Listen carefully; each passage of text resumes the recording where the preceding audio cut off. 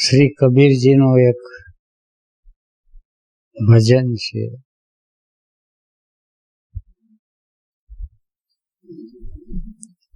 પાણી में मीन पियासी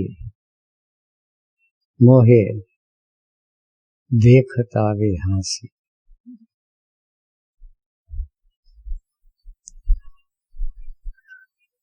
તમને બધાને જોઈને મને હસવું આવે છે, રડવું આવે છે. પાણી में मीन पियासी, ચારે બાજુ પાણી છે,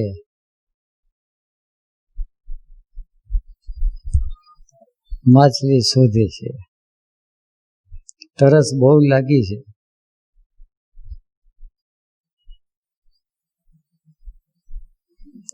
જે લોકો જાગ્યા છે બધાનો અનુભવ એમાં કબીરજી તો એક ભજનમાં કહે છે, ઓછો કે કસ્તુરી કુંડલ બસે. સાંભળ્યું છે કે હિમાલય બાજુ અમુક હરણિયા થાય એને કસ્તુરી મૃગ કે.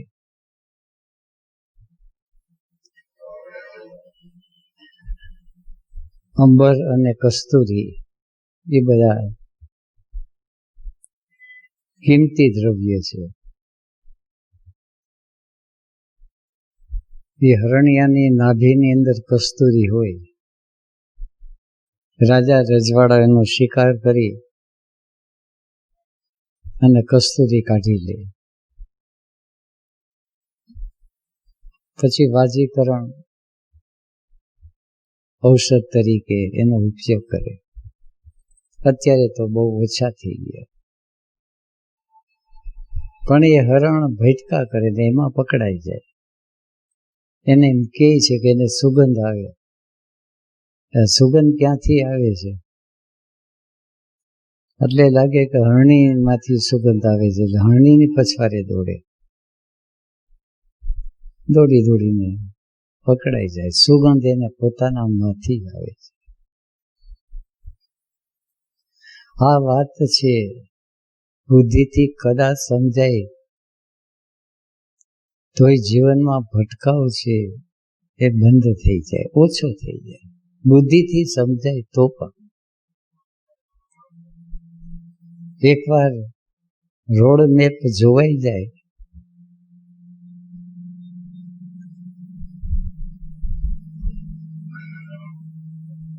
કે આ દિશાની અંદર જાય, હિમાલય જવું છે,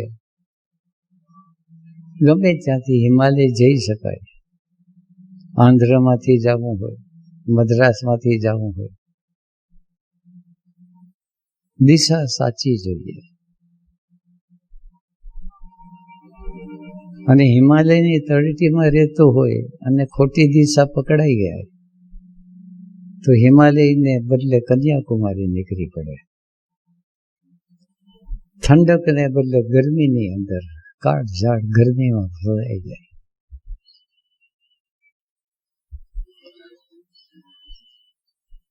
અહીંયા આવેલા બધાને અવારનવાર ઈશારા કરું, કારણ કે રસ્તો છે વાંકો ચોકો છે. એકવાર ઉત્તર દિશા તરફ લઈ લીધી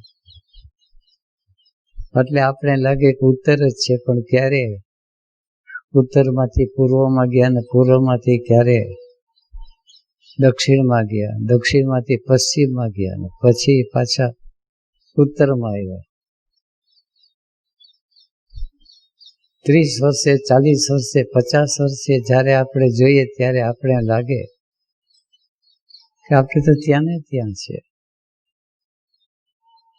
બાપુ કહેતા કે ચલા તો બહુત મગર પહોંચ્યા કहीं भी नहीं. સ્વાધ્યાય કરે તો થોડો ખ્યાલ આવે. સ્વાધ્યાય એટલે સેલ્ફ સ્ટડી. 5 વર્ષ પહેલા તમે ક્યાં હતા? ક્યાં હતા એટલે કોઈ કે ઇંગ્લેન્ડ હતા ને અમેરિકા હતા ને મુંબઈ હતા. ભૌતિક દેશકાળની વાત નથી, ભીતરના ચિત્ત પ્રદેશની. 5 વર્ષ પહેલા પણ ચિત્ત પ્રદેશ ભટકતું હતું ઇન્દ્રિયના વિષયોમાં, સેક્સની પછવાડે. 10 વર્ષ પહેલા પણ ત્યાં ભટકતું હતું. 20 વર્ષ પહેલા ત્યાં ભટકતું હતું. સેજ પણ સમજણ આવી જાય એટલે એટેન્શનની એક્ટિવિટી, પ્રવૃત્તિને સ્ટડી કરો. વહુ ઘરમાં પગ મૂકે, ચૂલો સંભાળી લે અને શરીર છૂટી જાય ત્યારે ચૂલામાંથી બહાર નીકળી ન હોય. 40-50 વર્ષ સુધી શું કર્યું કે ચૂલો ફૂંકો? તો જીવન ચૂલો ફૂંકવા માટે છે. 40-50 વર્ષ, 60 વર્ષ, 70 વર્ષ શું કર્યું છે કે દુકાન ચલાવી. દુકાન ચલાવી મજા નથી. શું થયું કે આવ્યો તો દોરી લોટા લઈને, ખાતામાં એકય પૈસો નહોતો. અત્યારે કરોડો રૂપિયા ખાતામાં જમા છે. પછી પૂછે કે ખાતામાં જમા છે એનું શું થયું? તો પછી ટ્રસ્ટ ડીડ કરીને આપી દીધું. ભેગું તો લઈ જવાતું નથી. એને પછી સમજે જીવ કે આ પરોપકારનું કાર્ય થયું. કીડી સંઘરે ને તેતર ખાય એ પરોપકાર નથી. મરો હે જોગી મરો, મરો મરણ હે મીઠા. તાણું આવે અને બધું વેરાગ આવી જાય. આ કઈ ભેગું ડોક્ટર કે કઈ ભેગું નથી લઈ જવાતું. બધા સગાવાલા આવીને જરાક આપણે તો તબિયતમાં માથું દુખતું હોય, પેટમાં દુખતું હોય અને આવીને કે તમે વીલ કરી ગયા છે કે? બીજા 2-4 જણા કે ડાયા માણસ વીલ કરી જાય. પણ કે કેના માટે વીલ કરવો કઈ સૂઝતું નથી. કે ન સૂઝે કે સૂઝે, કઈ નહીં વીલ કરો તો સરકાર તો લઈ જવાની છે. પછી જેના માટે ટ્રસ્ટ ન હોય એને ટ્રસ્ટ કરવો પડે. જિંદગીભર એની સાથે ઝઘડા કર્યા હોય. અને પછી તો થાય જ કુદરતની માયાનો ખેલ એવો છે કે જેને આપણે આપવા નથી માંગતા એના હાથમાં બધું વયું જાય છે. અને પછી જીવની જે ગતિ થાય છે એને પ્રેત, ભૂત પ્રેત કે. આપી દીધું હોય, સોદો પતી ગયો હોય તો જીવ ત્યાં ચોઈતો ન હોય. પણ આપવા માંગતા ન હોય અને કબજો લઈ લીધો હોય એટલે એક બાજુ છોડી દેવું પડે છે ને એક બાજુ છૂટવાનો જીવ ચાલતો નથી. આને પ્રેતીઓને કે એક ઇનર સ્પેસ છે અને એ સ્પેસને જરા અનુભવ કરવો જોઈએ કે આવું છે કઈ. અને આશ્રમની અંદર આવ્યા છે તો લગભગ જીવને પ્રેતીઓની, પ્રેત એટલે પ્રહિત, આગળ વધવું છે અને પાછલું છૂટતું નથી. આવી જે હાલત છે, હાલક ડોલક. પછી થાય છે કે જીવ બહુ મૂંઝાય છે. મૂંઝવણ આવી ક્યાંથી? કોણે મૂંઝવણ નાખી છે? આપણે ઊભી કરેલી આપણી મૂંઝવણ. અને પછી એમાં ફસાઈ જાય. નાનું છોકરું છે, રમત, નાના છોકરા જે રમકડે રમે એટલે ગમતું જાય, અણગમતું જાય, પછી આમ પછાડે ઢગલો કરતો જાય. અને પછી જયારે થાકી જાય ને પછાડે જોવે તો હાલવાનો રસ્તો ન મળે. પછી રાડે રાડ કરે. જે લોકો કામકાજ કરતા હોય, કૂવો ખોદવો છે તો કૂવો ખોદવે છે એની માટી ક્યાં નાખવી? પણ ખોદવા વાળો છે કૂવાની ફરતી માટી નાખી દે. કૂવો ખોદાઈ જાય પછી બહાર ક્યાંથી નીકળવું? બહાર નીકળવાનો રસ્તો જ નથી. જે લોકો અનુભવી હોય કે કૂવો ખોદવો છે પણ માટી ક્યાં નાખવી એનો ભાન હોવું જોઈએ. પણ આપણે જ ઊભા કરેલા ડીંડવાણા એ જ આપણને નડે છે, બીજું કાંઈ નડતું નથી. અને આપણને એમ લાગે છે, એક ઓશોએ અદ્ભુત વાત કરેલી, ગહેરી વાત હતી. એક રાજા હતો,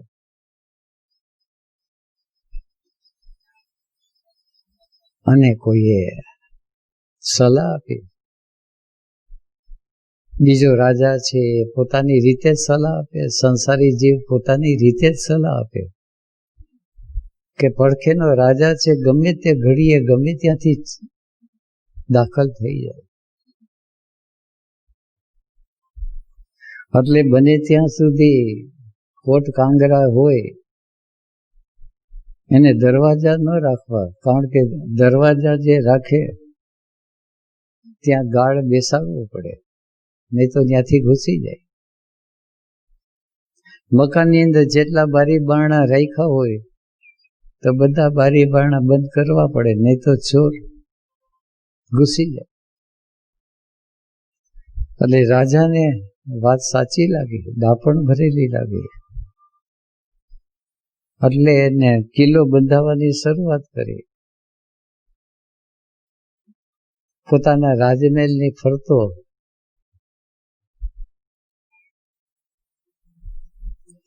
કોટ કિલ્લો બાંધવા માંડ્યો. પછી છેવટે તો કિલ્લો પૂરો થવાનો હતો. એટલે ફકીર આવીને હસવા માંડ્યો. એને પૂછ્યું કે આ કિલ્લો હવે તો પૂરો કરી દેવાનો?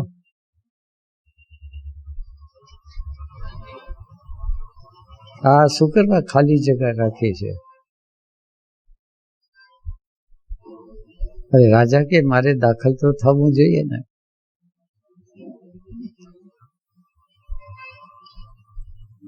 કે તું દાખલ થઈ જા પછી બંધ કરાવી દઈએ. તો કે હું જો બહાર નીકળી ન શકું તો આ મારી કબર થઈ ગઈ.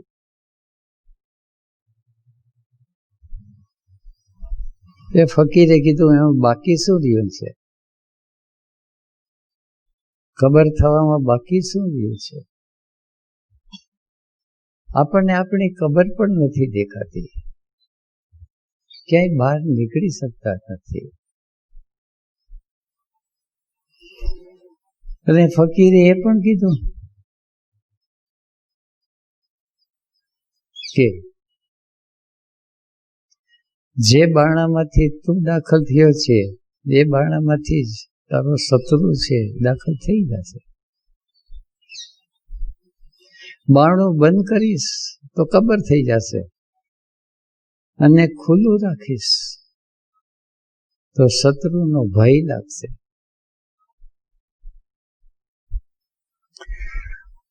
સંસારી જીવ આહાર, નિદ્રા, ભય અને મૈથુન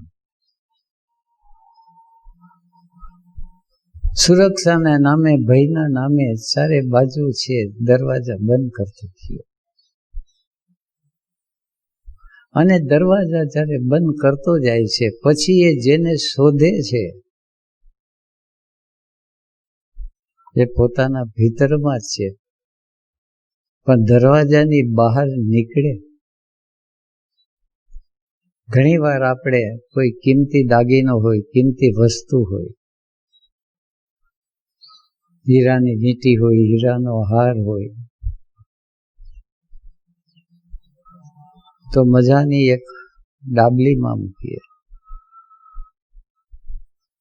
ડાબલી છે એ બધી ક્યાંક બીજે ઠેકાણે મૂકી હોય કે જ્યાં ત્યાં બધું ભેળસેળ ન થઈ જાય. પછી એને કબાટ હોય, કબાટની અંદર એક સેફ ખાનું હોય એમાં મૂકીએ. પછી સેફ ખાનું છે કબાટની અંદર હોય, અને કબાટ હોય રૂમની અંદર હોય. કબાટે પાછા ગોદરેજ જેવા હોય, ચાવી લગાડે ન લગાડે, જેના તેનાથી ખુલે નહીં, નંબરવાળા તાળા હોય. અને એ પાછું જ્યાં મૂકે જે રૂમની અંદર, એ રૂમને પણ 5-25 તાળા મારી દે. લગભગ બધા મંદિરોના જે ખજાના છે શોધવા પડે, ક્યાંય દટાયેલા છે. માનવ જાત છે, આપણે આપણો ખજાનો છે અંદર એટલો બધો દાટી દીધેલો છે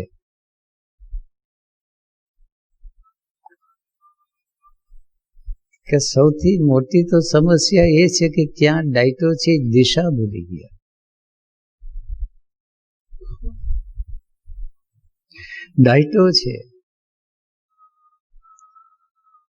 ડાયટો છે એનો અર્થ કે આપણી સ્મૃતિમાં તો છે જ, જે મોજ આપણે લીધી છે,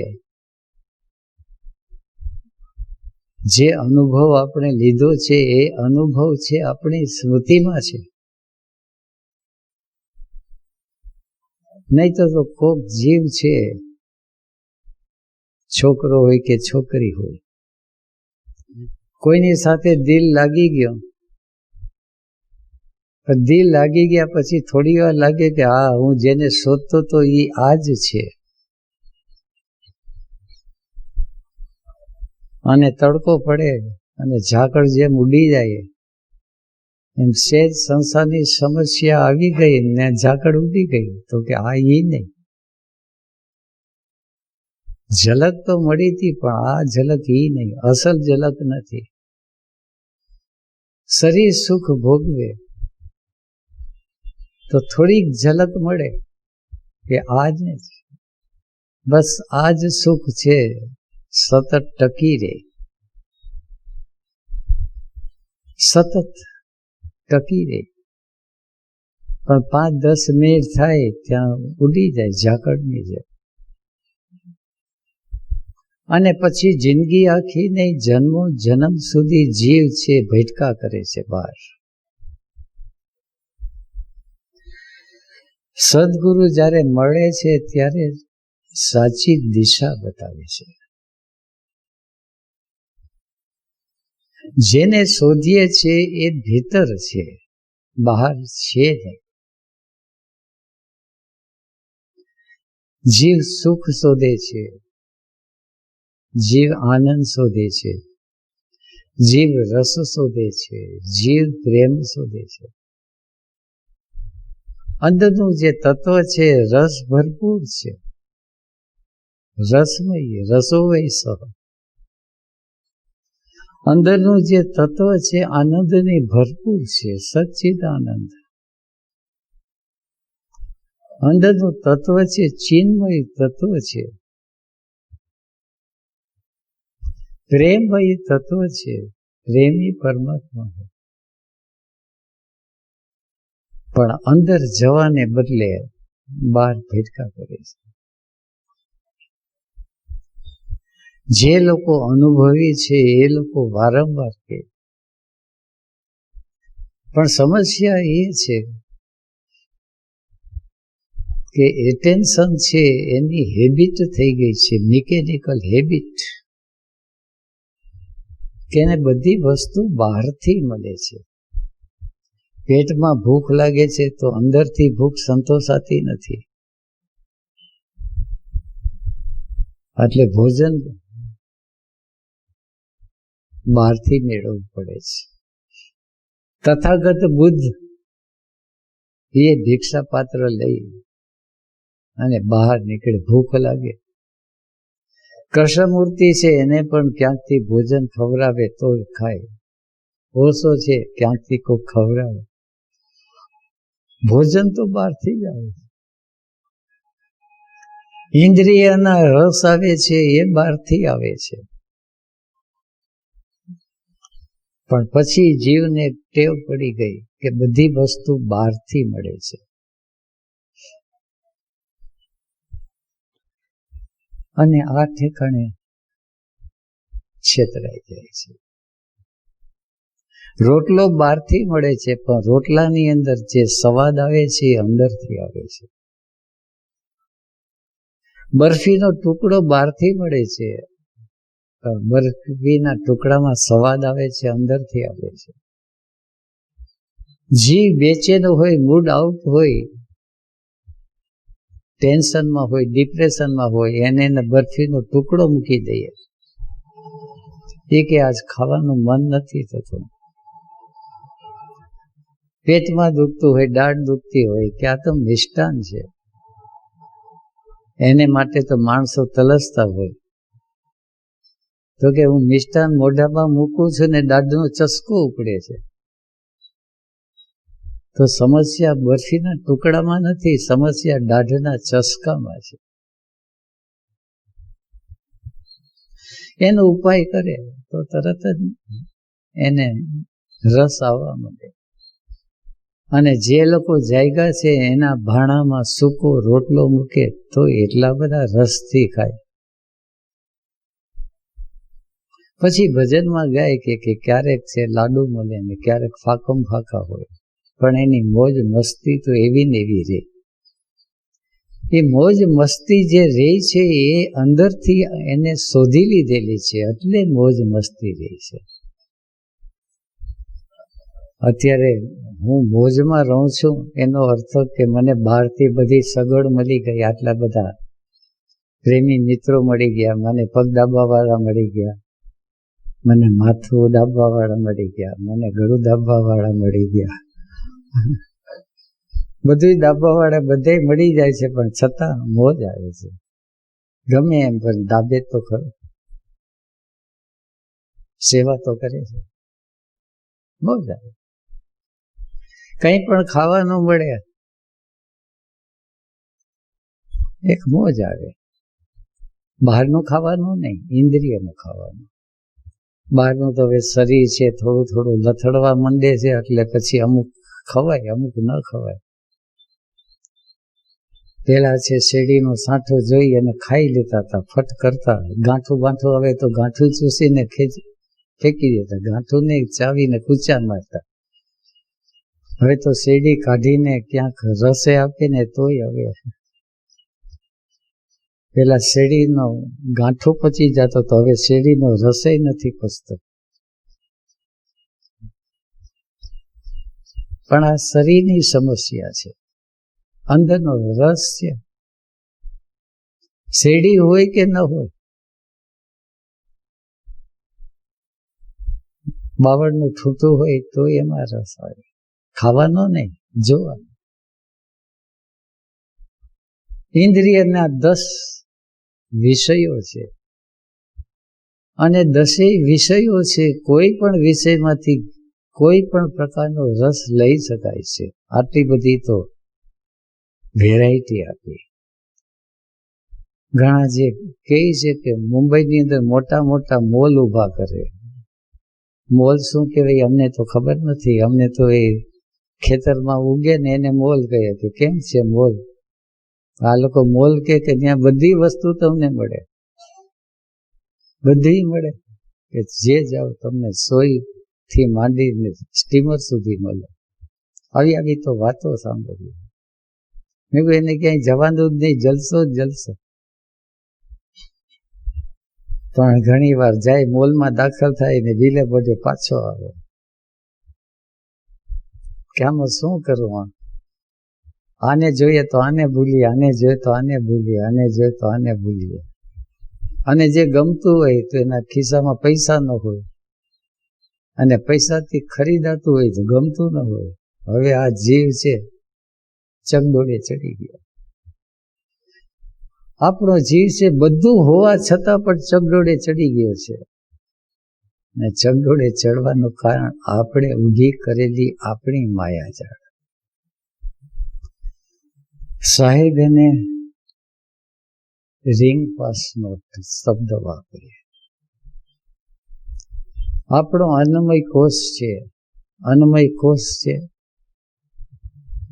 અને પ્રાણમય કોષ છે. પ્રાણમય કોષ એટલે બાયો ઇલેક્ટ્રિસિટીનો એની અંદર કરંટ છે. પ્રાણ એની અંદર ક્યાં કેટલો કરંટ આપવો, આંખની અંદર પ્રાણ કેટલો છે, હૃદયની અંદર પ્રાણ કેટલો છે, બ્રેન સિસ્ટમની અંદર પ્રાણ કેટલો છે, શ્વાસોશ્વાસમાં પ્રાણ કેટલો છે. પણ આપણે તો પ્રાણને ઓળખતા નથી, કારણ કે પ્રાણ અને શ્વાસ વચ્ચે એક કવચ ઊભું થઈ ગયું, એને ઇન્સ્યુલેશન કહે. જેવી રીતે એક કરંટ પસાર થતો હોય ઘરની અંદર 440 વોલ્ટનો, વાયરિંગ બધું કરી દીધું હોય, અમુક ઠેકાણે 200 હોય, બહુ ઓછો કરંટ જતો હોય તો ટ્રાન્સફોર્મર મૂકીને નાનકડો કરંટ. આપણે તો 10-12 વોલ્ટનો પણ જો હાથ અડી જાય ને તો ઝાટકો લાગે, પણ વધારે હોય 100-200નો. એકવાર ઘરની અંદર ટેપ રેકોર્ડર થોડું રિપેર કરવાનું હતું તો ખોઈ દો, સ્વિચ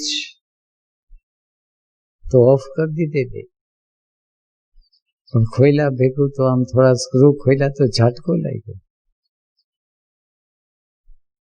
સ્ક્રૂ ખોલવા માટે જે ડિસમિસ હતી ઓર્ડિનરી હતી, ચાલુ ડિસમિસ, તો કે આ ડિસમિસ થી ઇલેક્ટ્રિસિટીમાં કામ ન થાય, ઇન્સ્યુલેશન જોઈએ. એને મેં કીધું કે આમાં ઇન્સ્યુલેશન જોઈએ, પણ વાં તો સ્વિચ ઓફ છે. પણ સ્વિચ ઓફ છે, આ પાણા છે ભેજવાળા છે અને વાંથી ઉપરથી લાઈન જાય છે, એ પાણા ભીંજાઈ ગયા છે, એટલે કરંટ છે સ્વિચ ઓફ છે તોય લાગે છે, એટલે ક્યાંય ઇન્સ્યુલેશન નથી, ક્યાંય અર્થિંગ નથી, એટલે ઝાટકા લાગ્યા કરે છે. પછી કોઈ કારીગરને બોલાવવા પડે, પછી એને કે ક્યાંક સરખું અર્થિંગ કરી દે. એ પછી ટેસ્ટર લઈ અને ક્યાં ક્યાં લાગે છે, કઈ કઈ રીતે લાગે છે. ભીતમાં ભેજ હોય તો એક ઇન્સ્યુલેશન ભીતમાં લગાડી દે, વાયરની ઉપર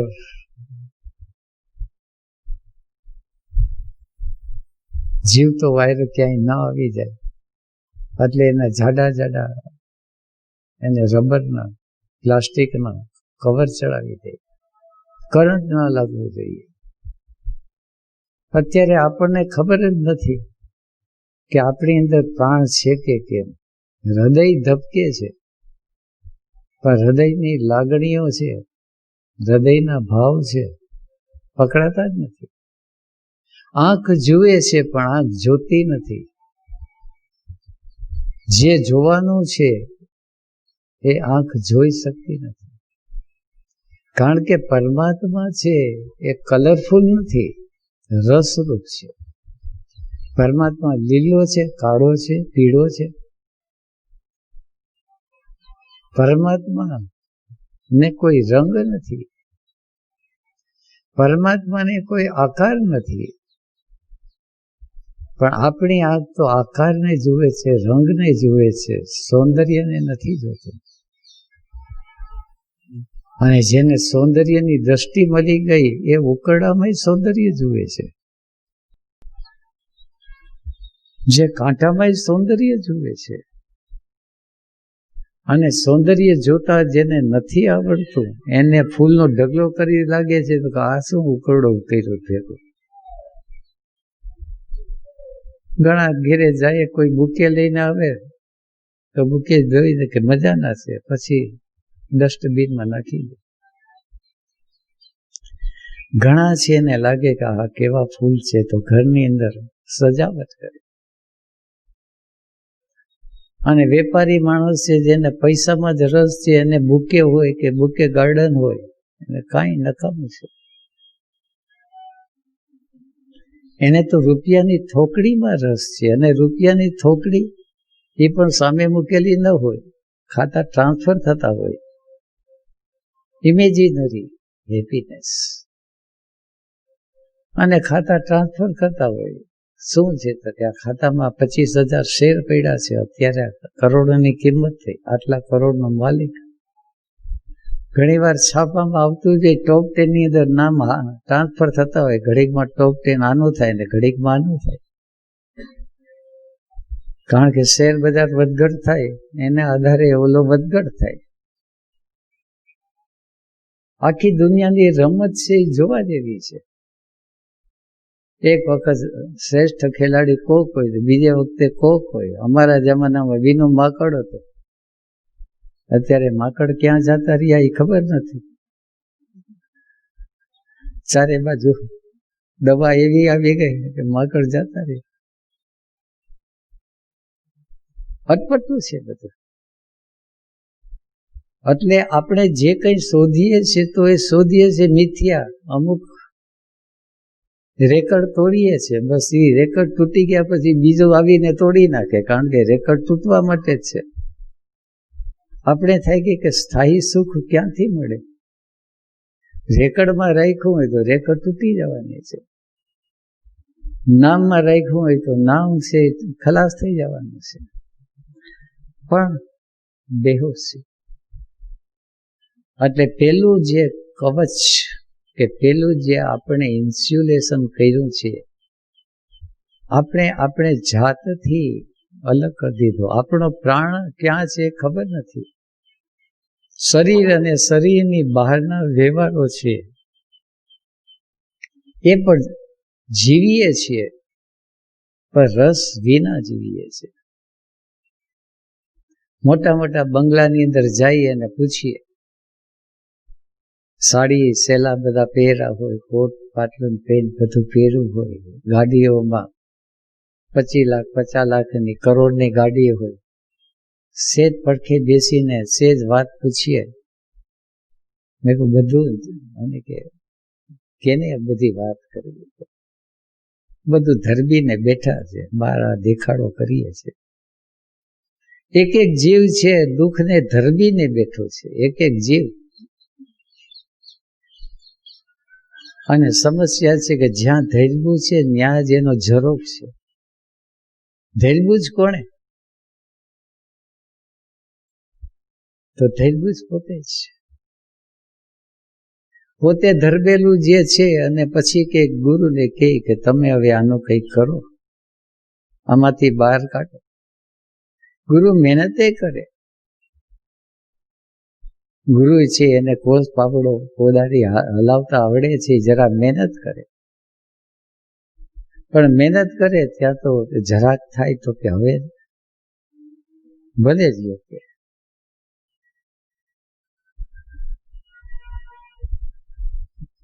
અન્ન અને પ્રાણ ખાય છે એનું સુખ મળે છે, પણ ખાવાની અંદર જે રસ આવે છે. હોસ્પિટલની અંદર શરીર પડ્યું હોય, અનકોન્શિયસ પડ્યું છે, પછી એને ખવડાવે લાડુ ને ભજીયા, કે જો ખવાતા હોય તો, નહીં તો ચૂરો કરીને ખવડાવે. ગમે તેવા સ્વાદ હોય પણ પોતે બેહોશ છે, પેટ ભરાઈ જાય, રસ ન લઈ શકે. સારામાં સારું ખાવાનું હોય, 2 કોડી આમ ને 2 કોડી આમ, ક્યાં છે કે દુકાને જવું છે, મોટો સેલ્સમેન આવવાનો છે, સોદા પતાવવાના છે, 1000. અને રસ છે વર્તમાન કાળમાં વહેતો જતો હોય જીવનની ધારામાંથી. પણ ઇન્સ્યુલેશન, જાતને આપણે એટલી રીતે કચકડાથી મઢી દીધી છે, છતાં કેટલાક જીવ છે એ પળ તોડે છે, અને પળ તોડ્યા પછી એ ઇન્દ્રિયોના રસના પ્રદેશમાં પ્રવેશ કરે છે. એને આપણે કલાકાર કહીએ. હવે એને કલાનો સ્પર્શ થયો છે. પછી કલા સંગીતની કલા હોય, ચિત્રકલા હોય, કાવ્ય કલા હોય, કારીગરીની કલા હોય, કંઈક ને કંઈક, અને એ પોતાની દુનિયાની અંદર એ મસ્ત હોય, મગ્ન હોય. પણ ત્યાં જીવ છે, વરી કોચરું ઊભું કર્યું, ઊંડો તો વીતો. પણ એ કલાકારને પાછો એક રોગ લાગુ પડી જાય છે કે મારી કલાની કઈ કદર નથી. હવે કદરના કોચલાની અંદર એ જિંદગી ભટકા કરે કે મારો કોઈ કદરદાન છે. તાનસેન હતો ને બધા સંગીત છે બાવા હરિદાસ પાસે શીખી લીધું. પછી જે રાજ્યની અંદર હતું એ રાજાએ એની કદર કરી, તેને શિરપાવ થોડોક આપ્યો. આ જીવન એને કઈ ને કઈ રોજી રોટી ન હોય, 2-4 ગામ લખી દે. પણ એની પાસે હતી કલા હતી. ધીરે ધીરે એની પ્રખ્યાતિ થતી ગઈ તો પછી એની કદર, કારણ કે અંદર એક હતું કે દિલ્હીનો શહેનશાહ કદર કરે તો કદર કહેવાય. પદ્મશ્રીનો ઇલકાબ તો મળે. અને દિલ્હીના શહેનશાહે કદર કરી. પણ કદર કર્યા પછી પણ તાનસેનનું જીવન છે, રાગ રાગીણી ખૂબ બનાવ્યા. પણ જ્યારે એને એનો સંગી સાથી બૈજુને જોયો અને સાંભળ્યો ત્યારે એને ખ્યાલ આવ્યો કે આ તો બધું ફીકું છે. બૈજુની મસ્તી, બૈજુનો ભાવ, બૈજુની સંગીતની ધૂનો એ બધી સાંભળી. અત્યારે તો એની લોકકથાઓ છે. અને એના કરતા જ્યારે એને અકબર કહે છે કે તે કઈ સંગીત સાંભળ્યું છે, તો ગુરુનું મારું, બાવા હરિદાસ. તો ગુરુનું શું છે કે ગુરુ એ સંગીત એના કવચની બહાર નીકળી ગયા, ઇન્દ્રિયના કવચની બહાર નીકળી ગયા. ઇન્દ્રિયના કવચની બહાર નીકળવું એટલે હવે ભાવના પ્રદેશની અંદર એસ્ટ્રલ બોડીમાં એને પ્રવેશ કર્યો. અન્નમય કોષમાંથી પ્રાણમય કોષ અને પ્રાણમય કોષનો કવચ ભેદે છે. પછી એની અંદર એક ભાવ પ્રગટે છે. આપણે તો થાય કે મારી અંદર ભાવ આવ્યો છે, પણ એ ભાવ નથી, ભાવનો ઉભરો છે. ઘણી વાર અમે રસોડાની અંદર હોય, નાનકડી તપેલી રાખી હોય અને તપેલીની અંદર દૂધ હોય 1 ઇંચ 2 ઇંચ જેટલું. તપેલી જરાક મોટી હોય, જરા ગરમી થાય એટલે દૂધ છે એનો ઉભરો આવે. ઉભરો આવે તો ક્યારેક ક્યારેક તેમ થાય કે તપેલીની બહાર નીકળી જાય. અજાણ્યા તેમ લાગે કે ઓહો કેટલું દૂધ છે, બહાર નીકળી ગયો. પણ દૂધ છે નહીં, દૂધનો ઉભરો છે. શરૂઆતની અંદર સંન્યાસી હોય, નવો સંન્યાસ લે ત્યારે દિવસની અંદર 5 ધ્યાન તો કરે જ. સવારના ઉઠીને ધ્યાન, શિબિરમાં કરાવે ને બધું કરે, પણ અઠવાડિયું કરે, 10 દી કરે. પછી થાય કે આમાં કંઈ વરે એમ નથી, એટલે 5 માંથી 4 થાય, 4 માંથી 3 થાય, 3 માંથી 2 થાય, 2 માંથી 1 થાય, અને 1 માંથી 0 થઈ જાય ત્યારે એને ખ્યાલ આવે કે હું તો શૂન્ય અવસ્થાને પ્રાપ્ત થઈ ગયો, હવે કોઈ જરૂર નથી ધ્યાનની. શૂન્ય અવસ્થાને પ્રાપ્ત થયો એટલે એના દિલની અંદર સેજ ખંખોડીએ ત્યાં લાગે આ તો શૂન્ય અવસ્થા છે, ભાવ શૂન્ય છે, ન્યાય બિંદુ છે. શૂન્ય અવસ્થાને પ્રાપ્ત થાય છે ત્યારે ભાવ ભરપૂર હોય છે.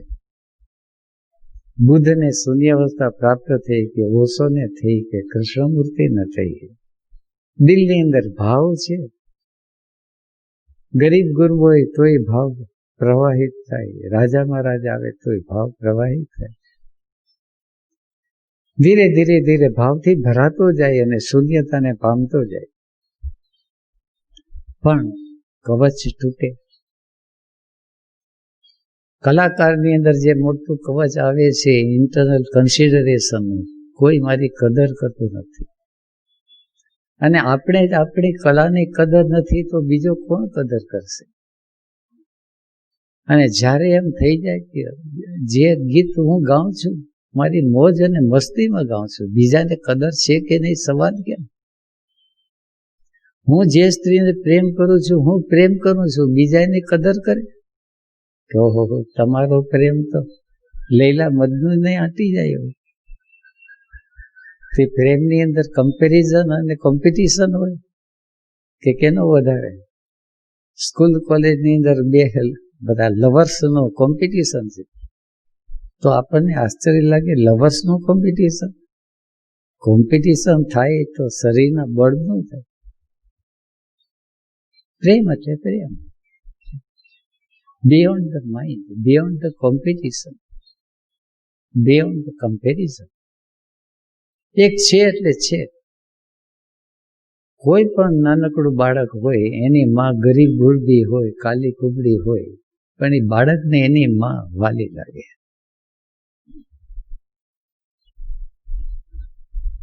કોઈ પણ બાળકને. પણ કમ્પેરિઝન કરવા જાય કે ઓની માં છે ફૂલ ફટાક છે ને મારી માં કેવી આવી છે. માં એને ભાવ કે, એટલે ભાવ જેના પ્રત્યે જાગ્યો હોય, પછી કોઈ દેવ હોય, કોઈ દેવી હોય, કોઈ સંત હોય, કોઈ બાબા હોય, કોઈ પણ ભાવ મૂલ્યવાન છે.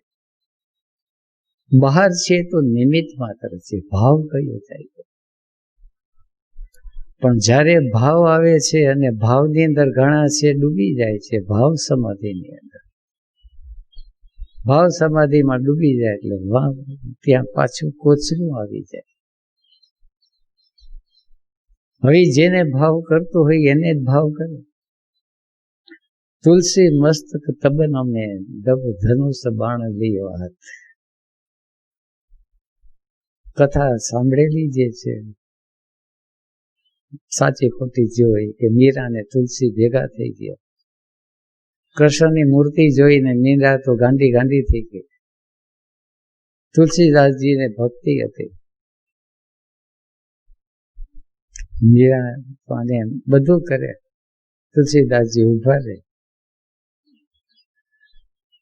મીરાબાઈએ કીધું આટલું બધું વખાણ કરે આ બધું.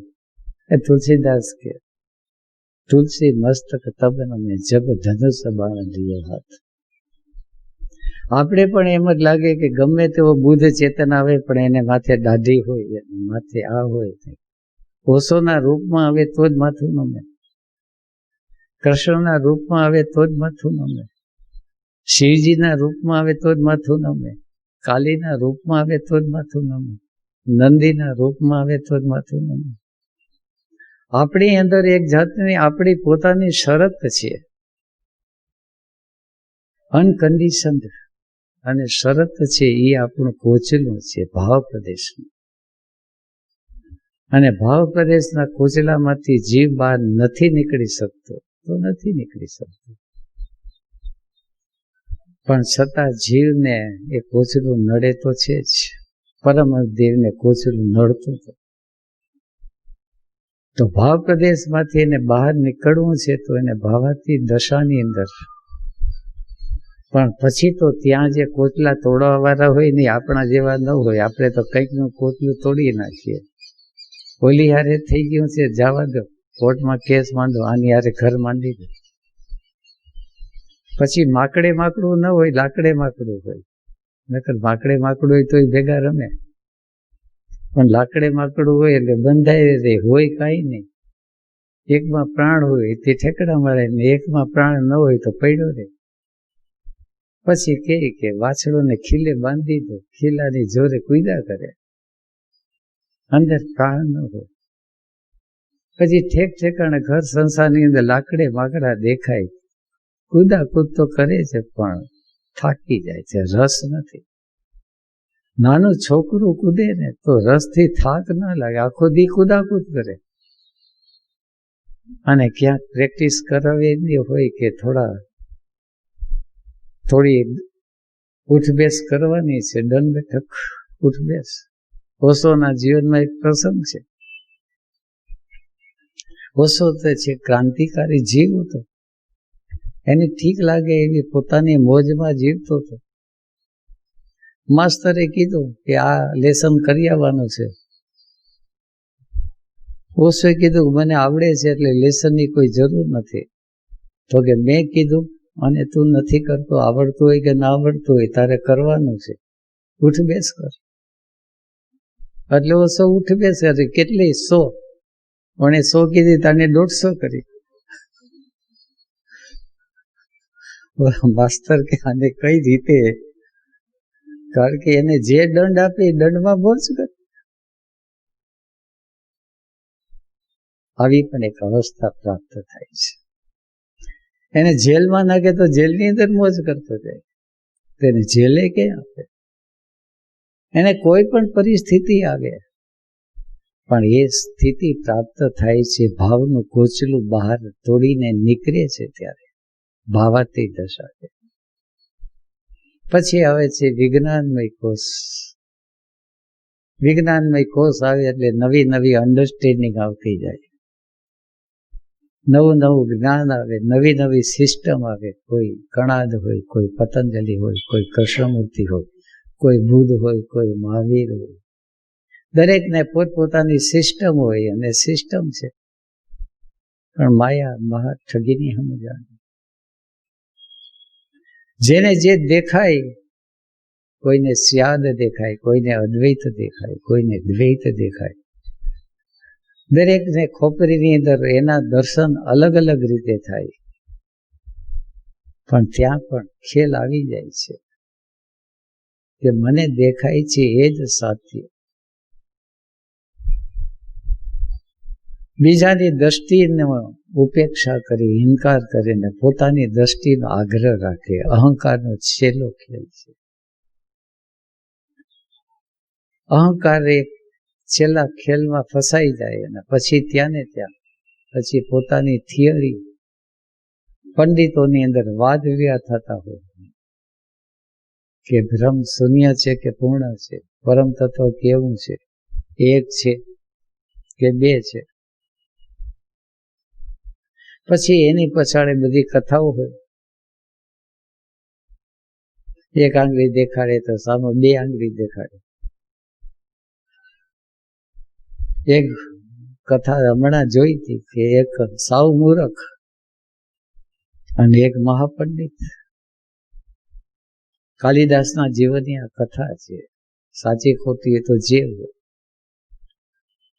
કારણ કે કાલિદાસની પત્ની હતી, રાજકુમારી હતી, અને રાજકુમારીને ઘમંડ બહુ હતો પોતાની વિદ્વતાનો. તો એને જે શીખવાડતા હતા એની સામે તર્ક શક્તિથી એને હરાવી દીધો એના ગુરુને. એટલે ગુરુની અંદર ગાંઠ રહી ગઈ, કારણ કે ગમે તે દી વર તો ગોતવાનો છે, મારે ગોતવાનો છે. રાજાએ કીધું રાજ્ય ગુરુને કે દીકરી યુવાન થઈ છે, સારો વર ગોતી આવો. અને રાજ્ય ગુરુને અંદર ગાંઠ રહી ગઈ કે આને એવો માથાનો ગોતવો છે કે એ યાદ કરે જિંદગી પર. ત્યાં કાલિયો હતો, બ્રાહ્મણનો દીકરો હતો, જેમ તેમ કરીને પેટ ભરતો હતો.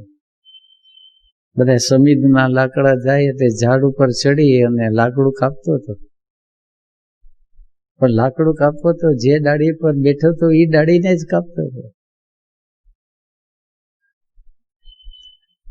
આશ્રમના જીવની અંદર ઘણા કાલિયા છે, એને ખ્યાલ નથી આવતો કે ક્યાં બેઠો છે ને ક્યું કાપવાનું છે. જ્યાં બેઠો છે ત્યાં કાપે તો હેઠો પડવાનો છે. અને કીધું ત્યાંથી નીકળવા ગયો કે ભાઈ તું હમણાં પડી જાય, તું તો બોલો કે ડબ ડબ કરો માં, મને મારું કામ કરવા દો. હાલી નીકળ્યા છે અને બીજો ને ત્રીજો કુવાડો માર્યો એટલે ડબ કર હેઠો. પછી હેઠો પડ્યો ત્યારે મને ભાન આવ્યું, જાગી ગયો કે તમે તો જ્યોતિષી લાગો છો, તમને આ કેમ ખબર પડી ગઈ? તો કે અમને ઘણું બધું જ્ઞાન છે, બોલ તારે અમે કહીએ છીએ એમ કરવું છે? તો કે હા. તો કે ચાલ, કપડા એને પહેરાવી દીધા, રાજકુમાર જેવો બનાવી દીધો. અને પછી રાજ દરબારમાં લઈ ગયો અને રાજકુમારીનું એક વ્રત હતું કે જે મને હરાવે મારી જ્ઞાન ચર્ચામાં એની સાથે હું વરું. હું જેને હરાવું એમાં હોય પણ શું. આવી તો એક મદમાંથી મદ હોય દરેકનો, જ્ઞાનનો પણ મદ આવી જાય. ગરવી બી હતી. રાજસભા ભરાણી.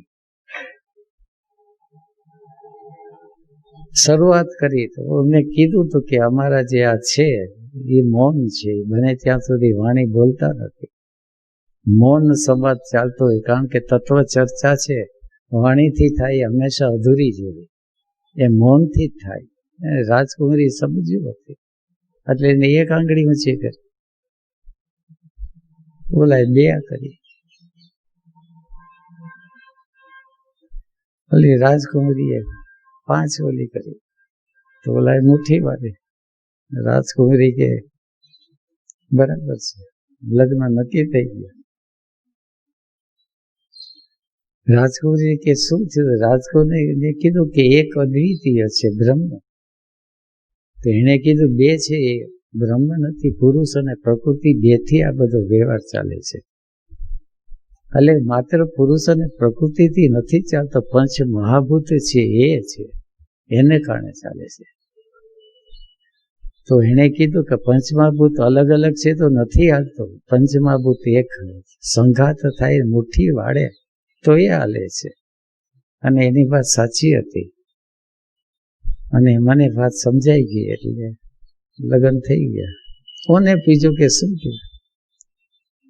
કે બોલો કે એને કે એક આંગળી કરીએ કે હું તારી એક આંખ ફોડી નાખી, તો કે તું એક ફોડીશું હું 2 ફોડી નાખી. કે પછી તો કે એને કે હું તમાચો મારી જો 2 ફોડવા આવીશ તો તું કે તમાચો હું મારે હું મૂકો મારી દે. એટલે હારી ગઈ. સૌના પોતપોતાની દ્રષ્ટિ છે, સૌના પોતપોતાના અર્થ છે. એ બધામાંથી જયારે બહાર નીકળે છે પોતાના જ્ઞાનના અહંકારમાંથી, અજ્ઞાનનો પણ એને એક અફસોસ થાય અને જ્ઞાનનો અહંકાર આવે. સુપિયરિટી ઇન્ફિયરિટીની બહાર નીકળી જાય છે ત્યારે પછી એને જ્ઞાનમાં જ આનંદ આવે છે. એટલું નહીં, નથી જાણતું એનોય આનંદ આવે છે. એટલે આ તો ખબર નથી, આવું બધું છે. એમાંય જયારે આનંદ આવવા માંડે છે ત્યારે એ કોચલું તૂટે છે અને પછી આવે છે આનંદમય કોષમાં. અને આનંદમય કોષમાં કોચલું તૂટવું સહેલું નથી, એ તો એની કૃપા છે. એટલે બુંદ છે આ બાજુ ને આ બાજુ સાગર છે. આ બાજુ અસ્મિતા છે, એમનેસ છે, ને આ બાજુ હિઝનેસ છે. પછી એમનેસ અને હિઝનેસ એકબીજાની સાથે રમણ કર્યા કરે, લીલા કર્યા કરે અસ્તિત્વની અંદર. પછી જેથી બુંદ સાગરમાં મળી જાય, સાગરને જાણી ન શકે પણ સાગરની અંદર મળી જાય છે, એને અદ્વૈત અનુભૂતિ. આજે આટલું.